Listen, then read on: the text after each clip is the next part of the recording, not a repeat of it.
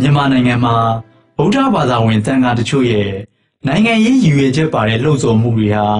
လူမျိုးရေးဘာသာရေးပြိပခါတွေနဲ့အတူကြီးထွားလို့လာခဲ့ပါတယ်။အစ္စလမ်ဘာသာရဲ့သိမ်းပိုက်မှုကိုခံရတော့မယ်ဆိုတဲ့စိုးရိမ်မကင်းတဲ့လှုံ့ဆော်ချက်တွေဟာလူမျိုးကိုဥတီနေတာလား။ဘာသာကိုဥတီနေတာလားဆိုတာကလည်းဝိဝါဒမျိုးမျိုးကွဲပြားနေပါတယ်။ရန်ကုန်ပါဝင်နယ်မြို့တွေအနှံ့969တစိတ်တွေပြန့်နှံ့သွားပြီးမွတ်စလင်စန့်ကျင်ရေးတရားခွေတွေမုန်းတီးမှုအခြေခံတဲ့လှုံ့ဆော်မှုတွေအရှိန်မြင့်တက်လာချိန်မှာတော့မိထီလာအုတ်ကန်ပဲခူးအနောက်ဘက်ခြမ်းကမြို့တွေလာရှိုးကံဘလူစတဲ့ဒေသတွေမှာလူမျိုးရေးဘာသာရေးအခြေခံအကြမ်းဖက်မှုတွေပေါ်ပေါက်ခဲ့ပါတယ်။ဗုဒ္ဓဘာသာယဟန်တန်ဃာတော်တွေအများဆုံးသတင်း300မန္တလေးမြို့မှာတော့ဒီလိုဘာသာရေးကိုအကြောင်းပြုပြီးနိုင်ငံရေးလှုပ်ရှားမှုတွေကိုလူတွေကမပြောရဲကြဘူးလို့မြို့ကန်တယောက်ကဆိုပါတယ်။အစကတည်းကဒီအလုပ်တွေဟာလူတွေရဲ့အလုပ်ပေါ့လောကီဆိုင်ရာကိစ္စတွေဖြစ်တဲ့ကြောင့်တန်ဃာတော်တွေနဲ့မပတ်သက်သူတို့ဒီကိစ္စတွေကိုဝင်ပါဖို့မသင့်တော်ဘူးလို့ပဲကျွန်တော်တို့ယူဆတာနော်။အဲ့ဒီဟာတော့အရင်ကအကြောင်းရင်းကတော့အဲ့လိုပေါ့။ဒီမှာကျတော့ဒီမြို့ဟာတန်ဃာတော်အများစုရဲ့ဩဇာအာဏာကြီးတဲ့မြို့ဖြစ်တဲ့ဒါမျိုးကိုပျောင်ပျောင်တင်းတင်းပေါ်ပေါ်တင်းတင်းဘယ်သူမှမပြောရဘူးပေါ့နော်ပြောလို့တခုလို့အထက်အငေါဖြစ်သွားတယ်တခုတစုံတစ်ခုမှားပါတယ်ဆိုရင်နှစ်ခုခံရမှာစိုးရင်လို့လူတွေကဒါမျိုးကိစ္စကိုဘယ်သူမှတိတ်ပုံမှန်လုံးပြောတဲ့ delay မရှိအာဒီဘာသာနေမယ်တော့မကိုချင်းချင်းနေကြလို့ပြောရင်ပြောပြမယ်ပေါ့တရားဝင်တာတွေကိုတော့အဲ့လိုလာမေးလဲဘယ်သူမှတိတ်ဟုတ်ဒီပတ်ဒီဖြေမှာမဟုတ်ဘူးနော်ဒါပေမဲ့အများအားဖြင့်တော့ကျွန်တော်သိတဲ့လောကဒါကိုလက်မခံကြဘူးမွတ်စလင်တွေကိုစန့်ကျင်တိုက်ခိုက်တဲ့တရားဟောမှုတွေနဲ့အတူမန္တလေးမစိုးရိမ်တိုက်သစ်ကဆရာတော်ဦးဝီရီသူကတော့မွတ်စလင်တွေဟာမြန်မာနိုင်ငံကိုအစ္စလမ်ဆက်သွင်းနေပြီလို့စတင်ဝါဒဖြန့်ပါတယ်။အာဖရိကလူတွေကကျန်းတယ်၊ရိုင်းတယ်၊သဘာဝတရားသာတာတွေကိုဖျက်ဆီးတယ်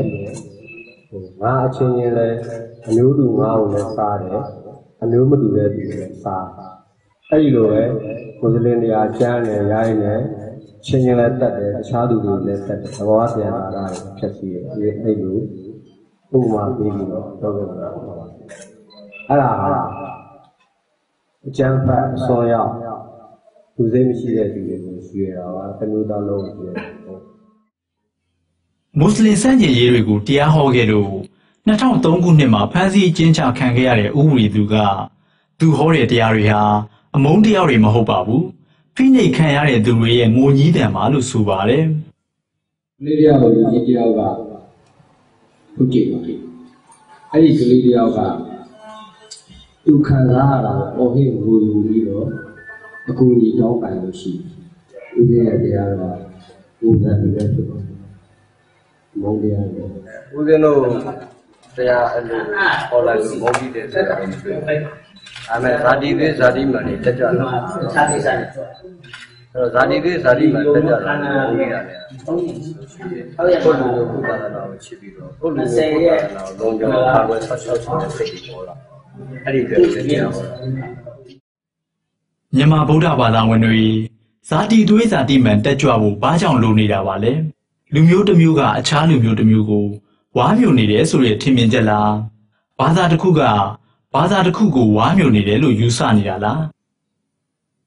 969လှုပ်ရှားမှုတွေမှာတက်တက်ကြွကြွပါဝင်တဲ့မန္တလေးမြို့ကဦးစန္ဒာတေရီကတော့မွတ်စလင်တွေဟာဗုဒ္ဓဘာသာအမျိုးသမီးတွေကိုရယူပြီးလူမျိုးနဲ့ဘာသာကိုပြောက်အောင်လုပ်နေကြတယ်လို့ဆွဆွဲနေပါတယ်ဆိုးရမှာတော့ဦးဇင်းတို့မြင်ရတော့တော်လေးဆိုးရတယ်ပဲအောက်ခြေတန်းသားအခြေခံလူတန်းသားတွေမှာအဲ့လိုဒီကလာနှိမ့်ဆက်ခန်းရတယ်အများကြီးရှိတယ်ခုဒီ26လမ်းမှာတော့မြန်မာဆိုင်ဆိုင်မှာလည်းကောင်မလေးတွေကဟိုကလာမြန်မာဆိုင်မှာအလုပ်လုပ်နေတယ်ရုံးမထွက်နိုင်ဘူးသူကကောင်မလေးတွေကကိုယ်စားဝင်နေအဆင်မပြေတော့တလဦးမှာ9000ရမယ်ပေါ့နော်2လသာ3လသာကြိုထုတ်ထားတာလေကြိုထုတ်ထားတဲ့ခါကျတော့ဒီကရုံးထွက်လို့မရဘူးအဲ့မှာသူတို့ကနိုင်ခွက်ကင်တာပေါ့အဲ့2လသာ3လသာမပြီးတော့လူပဲပြီးအဲ့လိုဖြစ်သွားတာပေါ့နော်လူပဲယူလိုက်တော့အဲ့လူကအပိုင်ယူထားတာမဟုတ်ဘူးကာမဂုဏ်ပဲယူတာအဲ့လိုမျိုးတွေဖြစ်နေတာဟုတ်မှာသူတို့ကချမ်းဖက်နေတာဟုတ်ဒီပေါင်းစုံနဲ့တိုက်ခိုက်သူမှသူတို့အစ္စလာမ်မစ်စနစ်ကလူမျိုးရေးနဲ့ဝါမျိုးမယ်လူမျိုးရေးပွားတယ်တော့ပွားမယ် တို့ဘောတော်ဘာသာမိန်းကလေးတွေသူတို့ကတိရစ္ဆာန်တစ်ကောင်လို့ထားတာတောက်ဖောက်လုပ်ငန်းလုံပြီးခိုင်းတာဟာကလေးတာမွေးပြီဟာကလေးမွေးပြီကိုပဲဒါပဲပြောတာဒါသူကဟိုနေထိုင်နေလည်းအစင်မြောင်လုပ်ပြီးမယ်ကလေးမွေးနိုင်ကိုအင်အားရအောင်လို့လုပ်မယ်ဒီကလူမျိုးပွားလာအာဓမ္မဘာသာပြောင်းခိုင်းတယ်ဆိုတဲ့ကိစ္စဟာကိုလိုရာဆွဲပြောနေကြတာဖြစ်ပြီးမန္တလေးမြို့မှာဒီလိုချင်းချောက်မှုမျိုးမရှိဘူးလို့ဆိုပါတယ်မဖြစ်ပါဘူးအဲ့ဒါတွေကတခါတည်းကျတော့ကိုလိုရာဆွဲပြီးတော့ပြောတာမျိုးလေနောက်ဖြစ်တန်ရာ possibility ကိုပြောကြတဲ့ကိစ္စမျိုးတွေဖြစ်တယ်ဒါကဒီမြို့မှာသိလည်းမထူးဆန်းဘူးဒီလိုအနေအထားတွေဟာဗမာမိန်းကလေးတယောက်နဲ့ဒီမွတ်စလင်မျိုးသားတယောက်နဲ့လက်ထက်တဲ့ပေါင်းတင်တဲ့အိမ်တော်ရသားကြာဆိုဈေးတော်တွေမှာတော့ချိန်အများကြီးတွေ့ရှေးခေတ်ကအသုံးအနှုန်းတစ်ခုရှိတယ်သတိထားမိလားမသိဘူးတို့ဗမာမွတ်စလင်ဆိုတဲ့အသုံးအနှုန်းအဲ့ဒါမျိုးအသုံးအနှုန်းတော့ရှိတယ်သူက very united ပေါ့အလုံးတရားမှာသွေးစည်းညီညွတ်တယ်ဆိုတဲ့အဓိပ္ပာယ်တသားတည်းဆိုတဲ့အဓိပ္ပာယ်မွတ်စလင်နဲ့ဗမာနဲ့အဲ့လိုလူမျိုးတက်တက်ကိုတို့ဗမာမွတ်စလင်ဆိုပြီးတော့သူတို့ဒါကိုဂုဏ်ယူတဲ့အနေနဲ့ကိုသုံးနှုန်းတဲ့အသုံးအနှုန်းမျိုးမန္တလေးမှာတော်တော်ရှိတယ်သူတိတ်မထူးဆန်းဘူးဒီမှာကြာတရုတ်မွတ်စလင်တွေအများကြီးရှိတယ်လေပန်းသေးပေါ့ပန်းသေးဗလီဆိုပြီးဒီမှာကိုနေတာကြီးမဟုတ်ရက်ွက်တစ်ခုစားမင်းတို့မင်းကြီးလက်ထက်တဲ့ပန်းသေးဗလီရတော့တတ်ရှိတယ်အဲ့ကြောင့်သူကတရုတ်ကိုနိုင်ကိုလည်းမွတ်စလင်ရှိတယ်ခင်ဗျားဘယ်လိုလုပ်လဲကလားမွတ်စလင်မဟုတ်ဘူးမုတ်စိတ်ဖော်ရတယ်ကလားကြီးမဟုတ်ဘူးလေတရုတ်ကြီးပဲဒါကြောင့်ဗလီတက်တမ်းမြကုန်းအုပ်ချုပ်ကလေးအဲ့သူကဘာပြဿနာမှမရှိဘူးတရုတ်မွတ်စလင်နဲ့ယူရတော့ဗမာမိန်းမဘာပြဿနာမှမရှိဘူးအဲ့သူကမွတ်စလင်ယူရမတူစားဘူးဟုတ်တယ်ဒီမှာပန်းသေးဗလီဆိုနေတာကြီးမဟုတ်ဘူးတပြပတ်လည်းရှိတယ်ခုမှမဟုတ်ဘူးဗမာရှင်ရှင်လက်ထက်ကလေးရှိခုထိရှိတယ်ဗုဒ္ဓဘာသာဝင်မိန်းကလေးတွေကိုပြစ်မှတ်ထားပြီးဘာသာဝင်ဖြစ်ကူးပြောင်းခိုင်းတယ်ကူးပြောင်းမှုလည်းထောက်ပံ့ခြင်းပေးတယ်ဆိုတဲ့ဆွဆွဲချက်တွေကိုမွတ်စလင်မျိုးသားရေးရာအဖွဲ့ချုပ်ကညှင်းပယ်လိုက်ပါတယ်မွတ်စလင်တွေအနေနဲ့ဇနီးလေးယောက်ထက်ပိုမယူဖို့ကန့်သက်ထားပေမဲ့တလင်တများစနစ်ကိုကျင့်သုံးခြင်းသာအကောင်းဆုံးဖြစ်တယ်လို့ကုရ်အာန်ကျမ်းစာမှာပြဋ္ဌာန်းထားတဲ့အကြောင်းဦးကျော်ခင်ကဆိုပါတယ်အစ္စလာမ်မှာမိမ3ယောက်ယူတယ်ဒီမြန်မာပြည်မှာရှိတဲ့လူ3သိန်းကိုစုလိုက်အဲ့မှာလူ100မပြည့်ဘူးမိမ3ယောက်ယူထားတယ်မရှိဘူးအစ္စလာမ်ကမိမ4ယောက်တဲ့ပို့ပြီးတော့ယူပိုင်ခွင့်မရှိဘူးအကန့်အသတ်လုပ်ထားတဲ့သာသနာ living together လို့ခေါ်တဲ့အရေးအတွက်မရှိမဲ့ကန့်သတ်မဲ့ယူလို့ရတယ်လို့ခွင့်ပြုထားတဲ့သာသနာမဟုတ်ကန့်သတ်ချက်ရှိတဲ့သာသနာကိုကန့်သတ်ထားတာကို4ယောက်ယူရမယ်လို့ဆိုလိုတာမဟုတ်အတင်တို့ဟာတပင်လဲလို့များတပင်ထူရင်တော့တင်တို့ရဲ့ဒီအခြေအနေအတွက်တာသူညီမြရှိနိုင်မယ်ဆိုခဲ့ရင်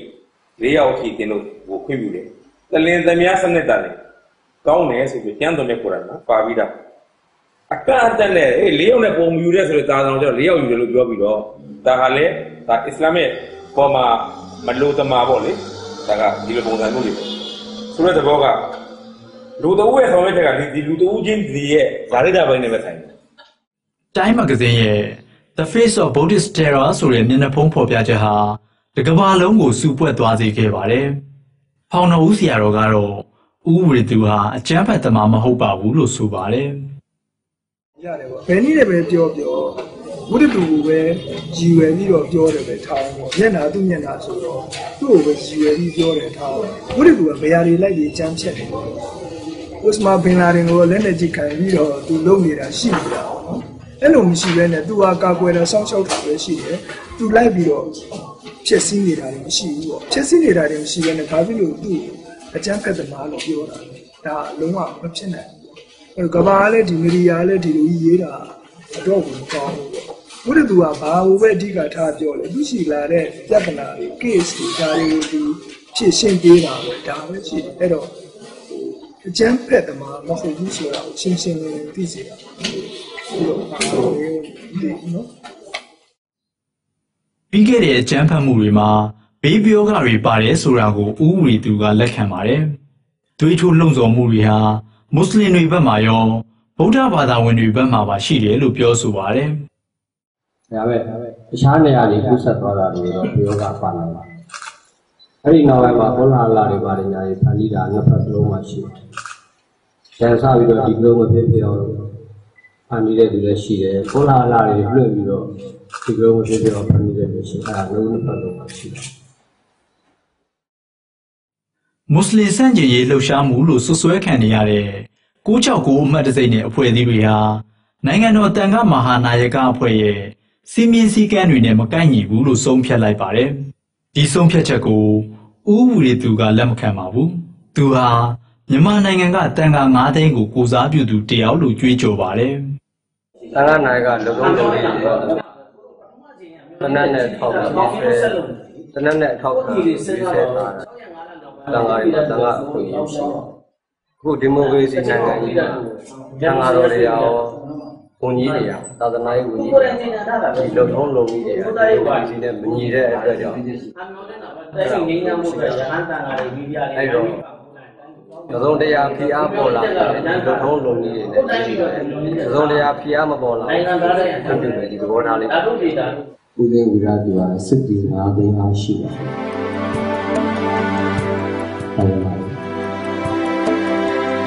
လူတွေရဲ့အကြောင်းတရားကိုပါပါနဲ့နဲ့ဂိုင်းတွေထိန်းချုပ်ပြီးနိုင်ငံရေးရည်ရွယ်ချက်တွေနဲ့ကြောက်ကမ်းပါတဲ့ဆွဲသွင်းနေတဲ့အနေအထားကိုမြန်မာနိုင်ငံရင်ဆိုင်နေရပြီဆိုတာကတော့လူတိုင်းလက်ခံထားကြပါတယ်အကြောက်တရားကကင်းဝေးရေးဆိုတာဒီမိုကရေစီလမ်းအတွက်မဖြစ်မနေလှုပ်ဆောင်ရမယ့်နည်းလမ်းတစ်ခုဆိုရင်တော့တရားဥပဒေစိုးမိုးမှုဟာအဲ့ဒီလမ်းကြောင်းဖြောင့်ပြဖို့အတွက်ဂိုင်းတွေအသုံးပြုရမယ့်လက်နက်တစ်ခုဖြစ်နေပါပြီ